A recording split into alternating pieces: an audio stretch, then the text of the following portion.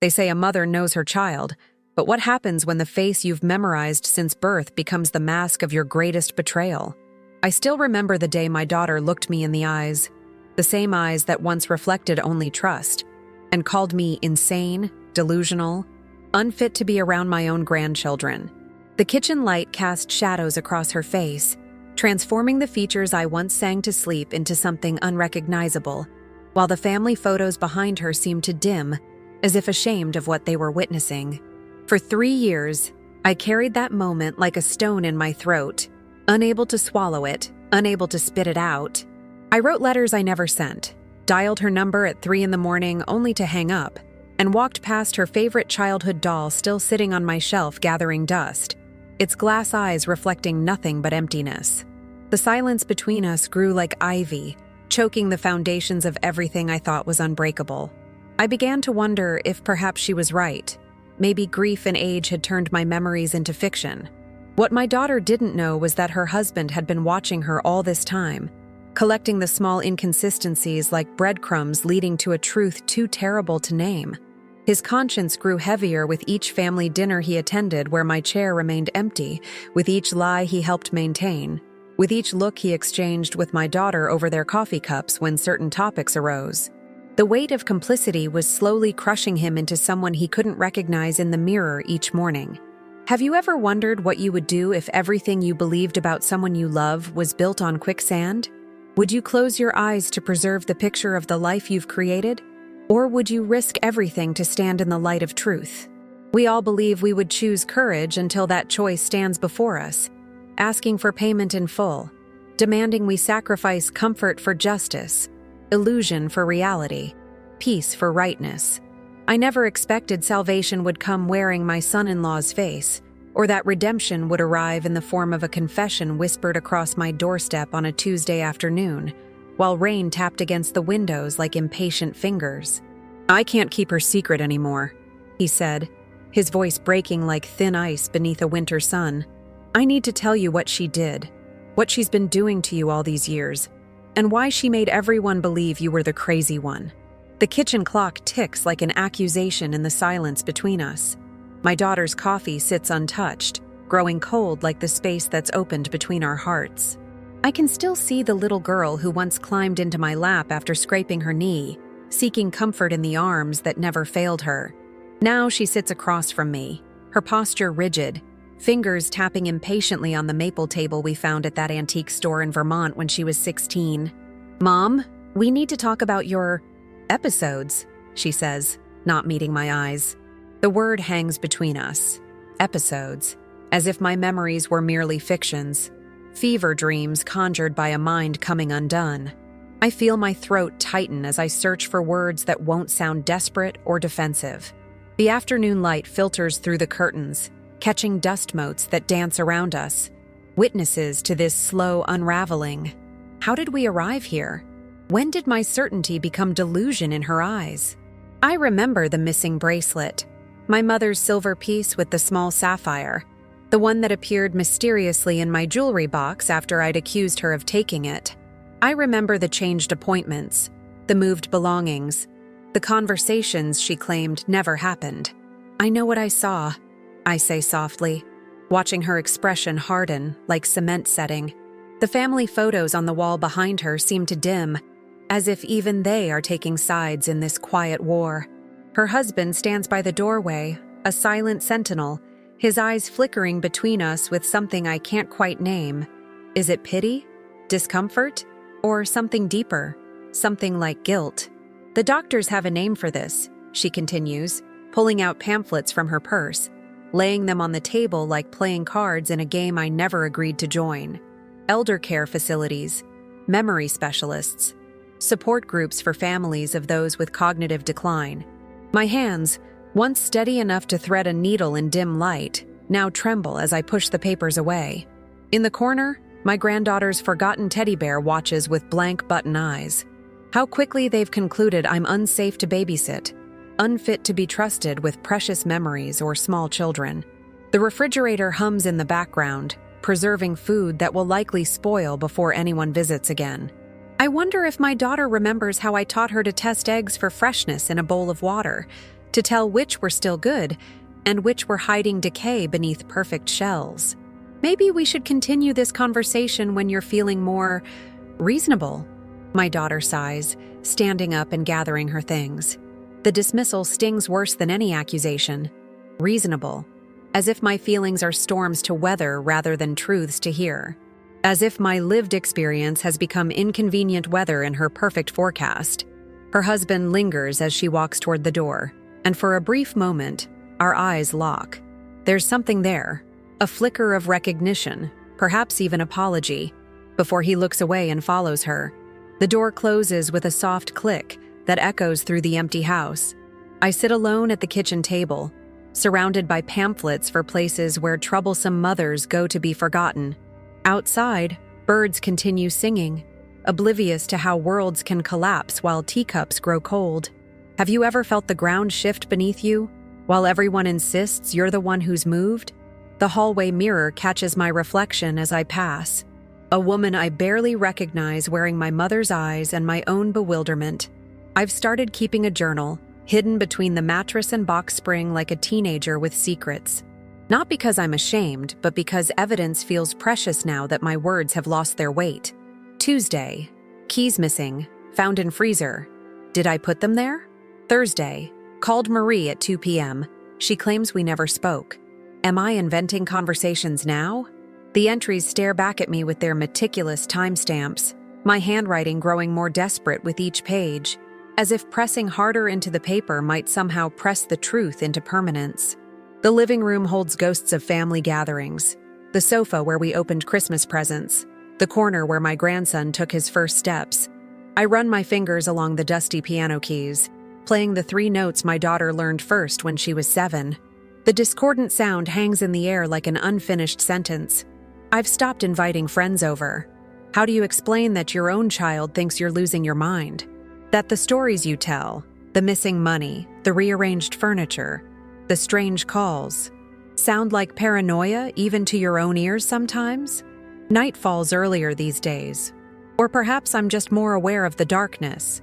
I check the locks twice, then 3 times. Not because I fear intruders, but because I've begun to doubt my own actions. Did I already lock this door? Did I imagine turning the key? The house creaks and settles around me, an old companion sharing my insomnia. I've taken to leaving notes for myself, post-its with reassurances. You are not crazy. You know what happened. Trust yourself.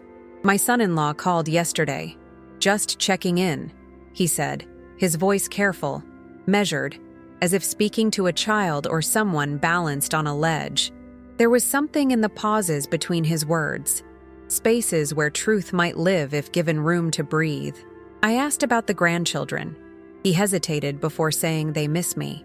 I wonder if that's true, or just another kindness offered to the supposedly confused. When did kindness start to feel like another form of gaslighting? The photo albums in the bookcase stand like sentinels of a past everyone agrees existed. I flip through them sometimes, touching the faces captured in better times, as if confirmation might seep through my fingertips. Here we all are at the lake house, my daughter on my shoulders, both of us laughing. Here at her college graduation, her arms around me, pride beaming from both our faces. Was I a good mother then? When did I become someone to manage, to handle, to doubt? The worst part isn't the accusations or the concerned glances. It's the second guessing. The way I've begun to wonder if perhaps they're right. Last week, I found myself staring at the prescription bottle my daughter insists I need. What if these pills could bridge the gap between my reality and theirs? What if peace comes at the cost of surrender? The temptation to capitulate feels like a betrayal of self, yet loneliness is its own kind of prison. My daughter's birthday card sits unsigned on my desk, a small rebellion. I've written and rewritten the message inside, torn out pages, started again. How do you wish happy returns to someone who's rewritten your shared history? In the end, I simply write, I remember everything, including how much I love you. Is it an olive branch or a warning shot? Perhaps both. In the quiet of my home, surrounded by photographs of a family that once believed in me, I find myself wondering, how many others sit alone like this, Archives of memories no one else will validate? Is there someone reading these words right now, nodding in silent recognition, finding kinship in this particular kind of haunting? The porch swing creaks beneath me, keeping time with the distant thunder. Rain threatens but hasn't committed, much like my resolve to confront or concede. My son-in-law's car pulls into the driveway. Unexpected, unannounced. He sits in the idling vehicle for 3 full minutes before cutting the engine. I count the seconds, wondering what speeches he rehearses in that pause. What duty or guilt has brought him to my door without my daughter's knowledge? The weight of his approach bends the porch steps, heavier footfalls than usual, as if he carries something substantial beyond his frame. "She doesn't know I'm here," he confirms, settling beside me on the swing, maintaining a careful distance that speaks volumes. His wedding ring catches the porch light as he twists it around his finger, a nervous habit I've noticed before at family gatherings. The simple gold band that connects him to my daughter suddenly seems like a shackle. We rock in silence for a moment, the rhythm almost companionable if not for the tension pulling taut between us. There's safety in meteorological observations, so we discuss the coming storm, the garden that needs tending, the neighbor's new fence, all while circling the real conversation like wary boxers. "I've been having trouble sleeping," he finally says, staring out at the darkening street. Not the opening I expected. He describes nightmares, waking drenched in sweat, the feeling of being watched by something judging. Conscience has teeth, I think, but don't say. Instead, I wait, offering the gift of silence. Some confessions need space to unfurl. His hands, always steady in his work as a surgeon, now tremble slightly as he reaches for the glass of iced tea I've offered. "I used to think I was protecting her," he continues, "and then I told myself I was protecting the kids, the family stability. But lately I've been wondering who I'm really protecting." The wind chime my late husband hung years ago begins to sing as the breeze picks up, its metallic melody interrupting confessions with memories. My son-in-law glances at it, then back at his hands.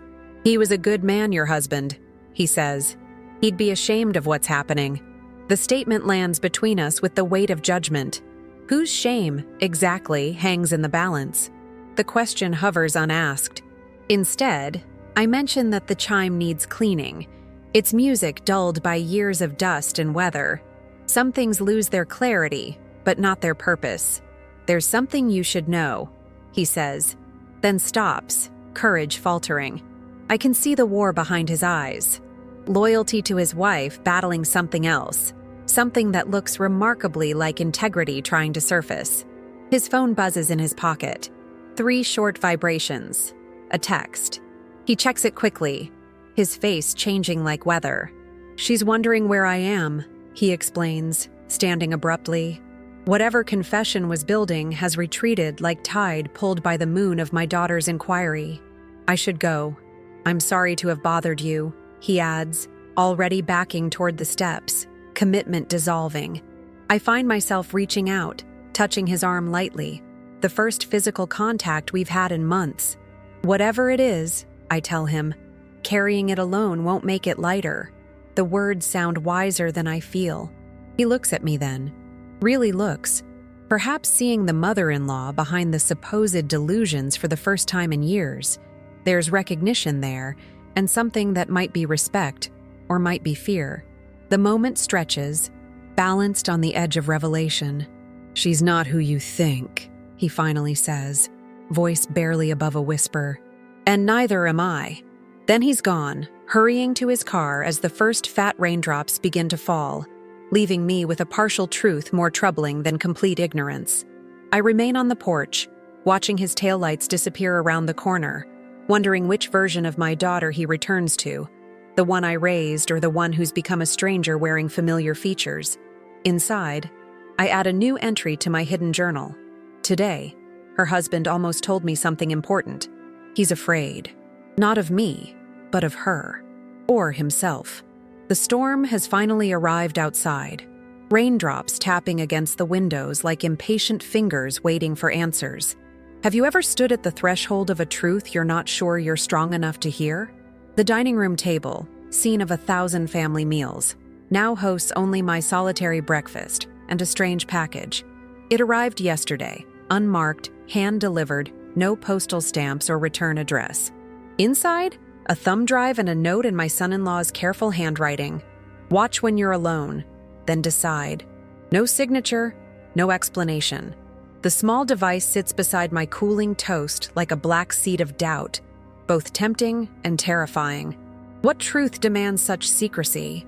What revelation requires this cloak and dagger delivery between family members? My laptop whirs to life, the same one my daughter insisted I buy to stay connected during those early months after my husband died. Its blue light illuminates my face in the dim room. I haven't opened the curtains today. Some discoveries feel safer in shadows. The thumb drive slides into place with a soft click that sounds unnaturally loud in the morning stillness. A single folder appears, containing dated video files spanning 3 years, precisely the time frame of my supposed decline. My hand hovers over the trackpad, suddenly uncertain. There's safety in not knowing, in the possibility that I've been wrong all along. Once seen, some things cannot be unseen. Once known, some truths cannot be unknown. The first video plays, security footage from my own home, cameras I never installed capturing rooms I move through daily. The timestamp shows a date from last winter, 2:17 a.m. I watch as my daughter enters using her emergency key, moving with deliberate quiet through my darkened house. She knows where to step to avoid the creaking floorboards.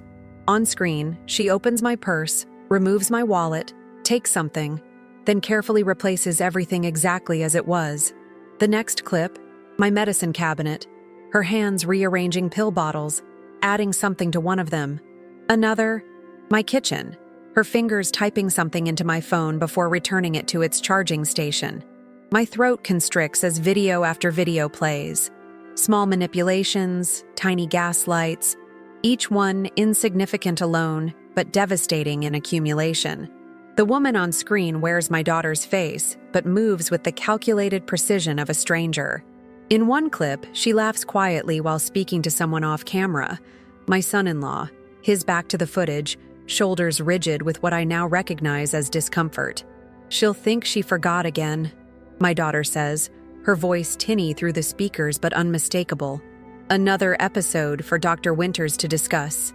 The casual cruelty in her tone feels like ice water in my veins. Outside, a neighbor's child rides past on a bicycle, the cheerful bell ringing through my closed windows. The ordinary world continues while mine fractures along fault lines I never knew existed. I pause the footage, needing to breathe, to process. The face frozen on my screen, my child, my firstborn, wears an expression I've never seen before. Cold satisfaction, absent of the love I've always taken for granted. What transforms a daughter into this calculating architect of her mother's doubt? What wound festered so deeply that it required my sanity as payment? The final video isn't from my house, but from my daughter's. Their bedroom. My son-in-law setting up the camera before stepping back into frame with her. "We need to talk about your mother," he says, voice strained. What follows is an argument about me, about what she's been doing, about his growing discomfort with their complicity. "It's gone too far," he insists. She thinks she's losing her mind. My daughter's response chills me more than any previous revelation. That's the point. Once she's declared incompetent, the trust transfers to me instead of waiting for her to die. Dad never should have set it up that way. Money. The answer was always money. My husband's careful planning, his desire to protect me after his death, the very safety net he created now twisted into a trap. The irony would be elegant if it weren't so devastating. I close the laptop, unable to watch more. The dining room suddenly feels like a stranger's house.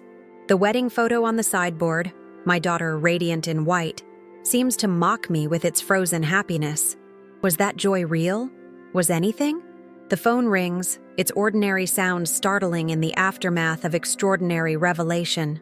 Caller ID shows my daughter's name, her smiling contact photo appearing on the screen, a stranger now wearing familiar features. My hand hovers over the receiver as it rings a second time, then a third. What does one say to the architect of one's almost madness? What words exist for this particular betrayal? If you discovered someone had been deliberately making you question your sanity, would you confront them immediately or wait until the shock hardened into something more strategic? The garden absorbs my silent screams, dirt embedding beneath my fingernails as I dig without purpose or plan. The sun beats against my neck, but I welcome the burn. Physical pain, a merciful distraction from the emotional wildfire. 3 days since I watched those videos. 3 days of my daughter's increasingly concerned voicemails, each one a masterclass in manufactured worry. "Mom, we're getting really concerned. Please call back." The royal we, her and my son-in-law, the reluctant accomplice now turned whistleblower. I've spoken to neither, letting their anxiety build as mine finally begins to subside, replaced by something cooler, clearer. My lawyer sits at the patio table behind me, legal pad covered with notes, glasses perched on her nose as she reviews the copies I've made of everything. Pamela has been my friend since before my daughter was born. She held my hand through divorce, celebrated remarriage, mourned my husband's passing. Now she manages my unexpected counteroffensive with professional detachment layered over personal outrage. The trust is ironclad, she confirms. But these videos? Caroline, this is beyond civil action. This is criminal. The word hangs in the humid air between us. Criminal, my daughter. The two concepts refuse to merge properly in my mind, like oil and water perpetually separating no matter how vigorously shaken. Inside, my phone rings again. My son-in-law this time, not my daughter. His 5th call today. I've ignored them all, watching their digital desperation increase with each passing hour. What changed? Did he confess to her about the thumb drive? Did she discover his betrayal of their shared deception? Or have they simply escalated their concern because a supposedly unstable mother has gone suspiciously silent? Pamela watches me through the window, her expression softening with worry. "You don't have to decide everything today," she reminds me. But inaction is its own decision, and time feels suddenly precious. No longer something to be endured, but a resource to be strategically deployed. The roses my husband planted need pruning, their stems grown wild and thorny in my months of distraction. I cut them back methodically, remembering how he taught me. Make clean cuts. Don't be afraid to remove what doesn't serve the plant. Some sacrifice is necessary for healthier growth. The metaphor isn't lost on me as I separate bloom from branch, beauty from its source. My neighbors wave from across the fence, relieved to see me gardening again after my difficult period. Their kindness carries unintentional sting. How many community concerns did my daughter quietly cultivate alongside her campaign of doubt? How many well-meaning friends became unwitting accomplices to her fiction of my decline? Evening brings a visitor, expected but still jarring when the doorbell finally rings. My son-in-law stands on the porch, alone, rain-dampened and hollow-eyed. I've agreed to this meeting against Pamela's legal advice, though she waits discreetly in the guest room should things deteriorate. He flinches when I open the door, perhaps surprised by the clarity in my gaze, the absence of confusion he's grown accustomed to seeing. "You've watched it," he states rather than asks, following me into the living room but refusing the offered seat, too agitated for such normalcy. "She doesn't know I'm here," he adds. The same words from our porch conversation, now carrying entirely different weight. Why? The question contains multitudes. Why did you participate? Why did you finally expose her? Why did my daughter become someone capable of this calculated cruelty? He paces, confessions spilling out in disjointed bursts. Their financial troubles, her gambling debts concealed even from him until they were drowning. The trust that could solve everything if only I were deemed incapable of managing it. "I told myself it was just little things at first," he says, voice breaking. "Moving objects, changing appointments. Nothing that would really hurt you, just make you doubt yourself a little. But then the medication started, and I couldn't." He stops, shame finally overcoming justification.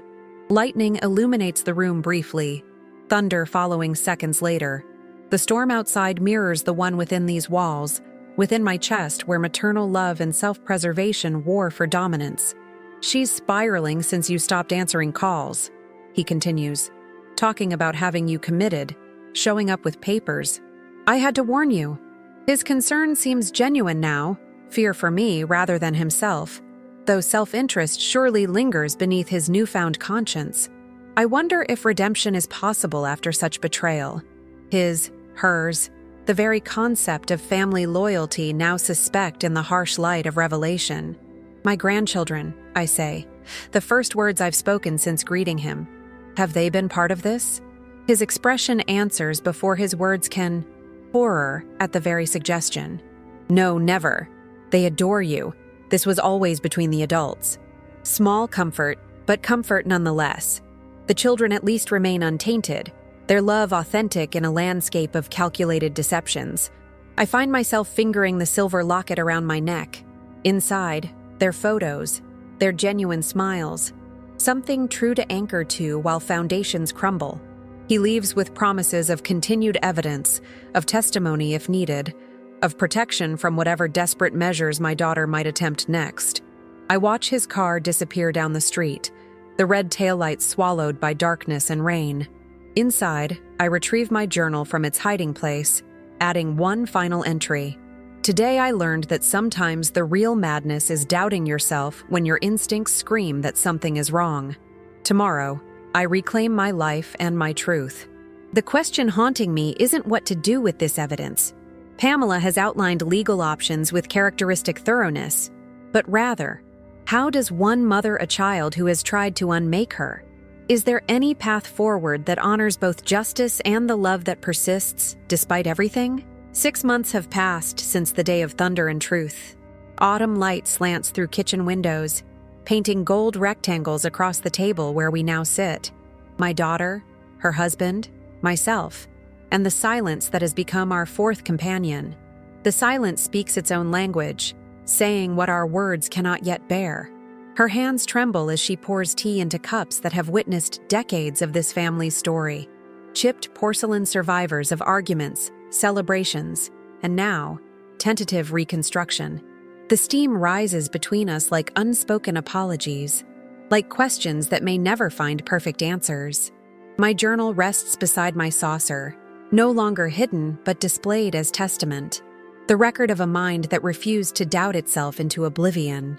The court date came and went without drama, justice delivered in hushed legal terms rather than thunderous reckonings. My daughter's sentence was not prison walls, but the harder confinement of consequence.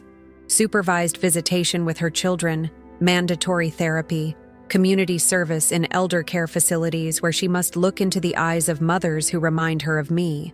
Her husband received immunity for his testimony, though he pays daily in the currency of her coldness, in the weight of their shared mortgage on a house where trust no longer resides.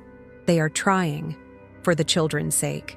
Some nights I lie awake wondering if it's enough. This fragile reconstruction built on the ruins of what we were.